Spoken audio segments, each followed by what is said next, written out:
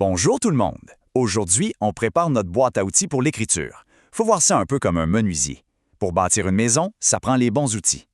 Pour raconter notre fameuse légende du pêcheur Ovide puis du monstre du lac, on a besoin de 4 outils de base. Les 4 types de phrases. C'est super simple, très visuel, puis on y va une étape à la fois. Plongeons tout de suite là-dedans. La ponctuation à la fin d'une phrase, c'est exactement comme les expressions du visage ou le ton de la voix quand on parle. Ça donne vraiment la couleur à l'histoire, puis ça aide à bâtir un suspense incroyable autour du lac Poenegamook. Alors, premier outil, la phrase déclarative.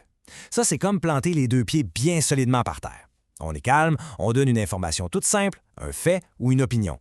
Et on termine ça tout bonnement avec un beau point final. En fait, c'est la base même de toute bonne histoire. Voici un exemple parfait tiré de nos textes. Le lac est situé dans le Bas-Saint-Laurent. Un fait, un point. Ça installe tranquillement le décor dans la tête juste avant que l'action commence. On passe ensuite à la phrase interrogative. Celle-là, c'est comme chercher dans le noir avec une lampe de poche.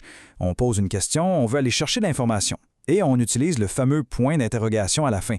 Faut juste remarquer sa forme. Ça ressemble presque à un petit crochet pour aller attraper la réponse. C'est l'outil parfait pour créer du mystère, un peu comme avec la question de départ sur notre monstre ponique. Après ça, on a la phrase exclamative. Ça, c'est le grand sursaut de peur. C'est le souffle coupé quand la tête du serpent géant sort d'un coup sec de l'eau noire. On s'en sert vraiment pour exprimer une grosse émotion, que ce soit la joie, la peur ou la surprise. Par exemple, la phrase « Quel spectacle terrifiant !»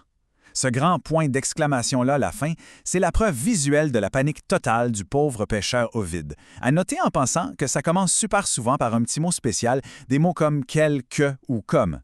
Bon, il y a une petite différence bien importante entre la phrase déclarative normale puis notre 4e outil, la phrase impérative. L'impérative, c'est comme un geste super strict de la main. On donne un ordre direct, un conseil ou une consigne. La grosse différence avec les autres, il n'y a pas de sujet au début de la phrase. Par exemple, regardez bien la surface de l'eau. C'est vraiment fait pour faire agir le monde immédiatement. Puis voilà, ça fait le tour de cette petite capsule visuelle. 4 outils, 4 tons de voix. La déclarative pour informer, l'interrogative pour questionner, l'exclamative pour les émotions fortes et finalement l'impérative pour donner un ordre. En maîtrisant ces 4 petits outils tout simples, on a littéralement tout le pouvoir entre les mains pour écrire des histoires absolument fascinantes. Alors, c'est quoi la prochaine légende qu'on va raconter?